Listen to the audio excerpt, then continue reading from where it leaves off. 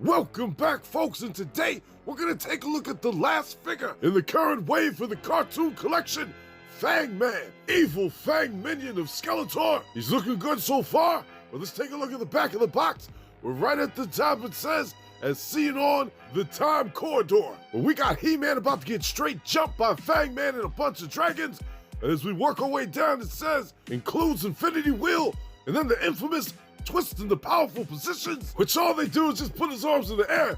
But that's it for that. But now it's time to go over the Minicomic, which I've been looking forward to see play out.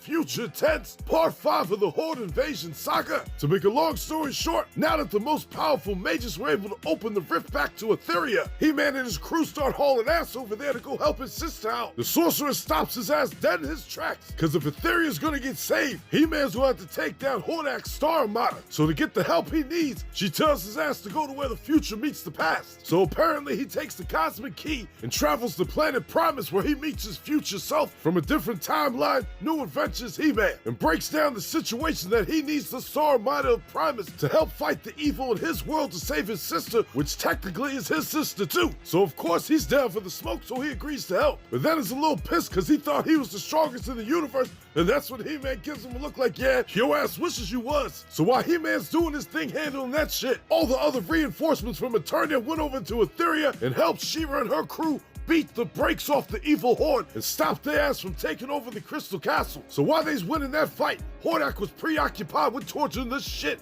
out of Skeletor, fucking with his mind and whatnot. For days and nights, he ain't care. He just wanted to torture his ass. And it was that very thing that started the downfall in his invasion. So he ends up finding out from one of his troops what happened on Etheria. So he tells him to tell his troops to start shooting from the starship and make it rain on their ass. But then he's warned if they do that, they might take out some of their own troops. Which he ends up telling them, I don't give a shit. I'm just trying to win. Sacrifices must be made. Get that shit done. So they listen and start charging up the guns, and while everything is getting powered up, an anomaly appears and alarms start going off, because through the rift something begins to emerge, and over the intercom, Hordak starts hearing a familiar voice start talking shit, talking about pick on somebody's own sides, because it's Starship Etheria, which they bring all the smoke down on Hordak, which was too much for him to handle, so they get the hell out of there. So then He-Man ends up meeting up with She-Ra, and they start celebrating and shit, but that's when the sorceress interrupts their ass and says, what y'all celebrating for? This shit ain't over yet. Cause Hordak still took over Snake Mountain and got everything on lock over there with his slime horde. So She-Ra and He-Man decide to team up together to go whoop his ass. So before they leave, they end up saying bye to New Adventures He-Man, as he got shit to do on his planet. So after he leaves, they start heading into the rift to go back to Eternia and actually save Skeletor. Well shit, there it is folks, part 5 of the Horde Invasion. Great job, Joshua Sky. But now it's time to look at the removable parts page. There ain't nothing special right here, same shit. But here it is, folks, Fang Man.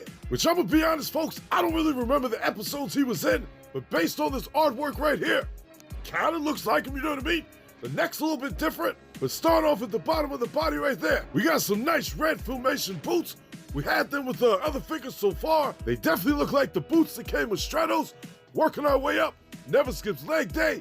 But then that loincloth right there, they got the look of the Filmation version on point. And then moving up to the wrist gauntlets, they look cartoon accurate as well. But then moving over to the vest right there, I'm loving the colors, definitely pops. And I love how it mixes right there into the loincloth.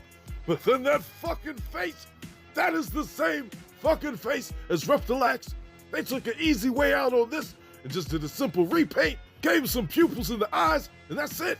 Wish they would have did something, extended the neck out, but it is what it is. But then moving to the back of the body, the one thing that stands out the most to me, just like on Grizzlord, is how they seamlessly made the vest connect together so you can pop it out, pop it on.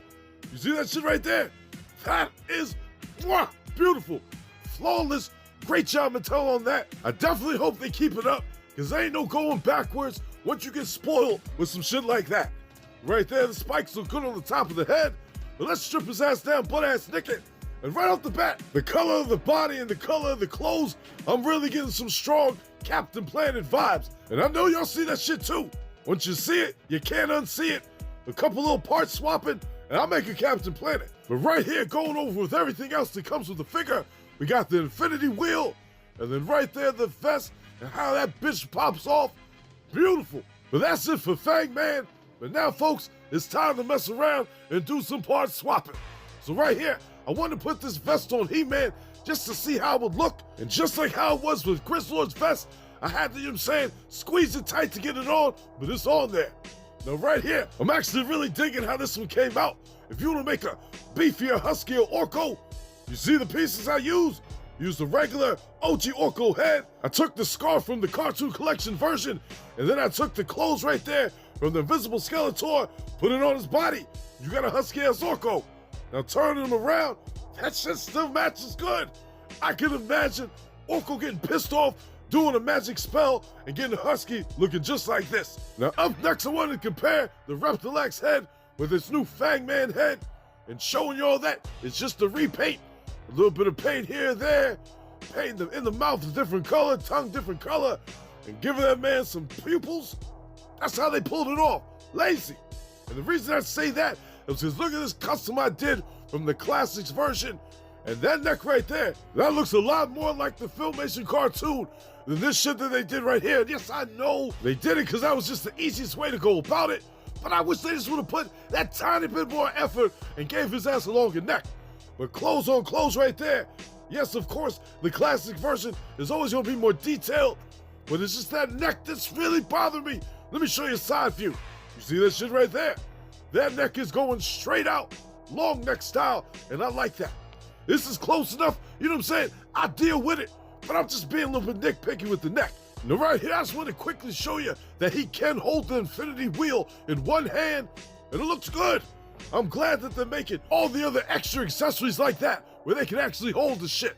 Now right here, I wanted to show you every single figure that we got so far in the Cartoon Collection for the Evil Warriors.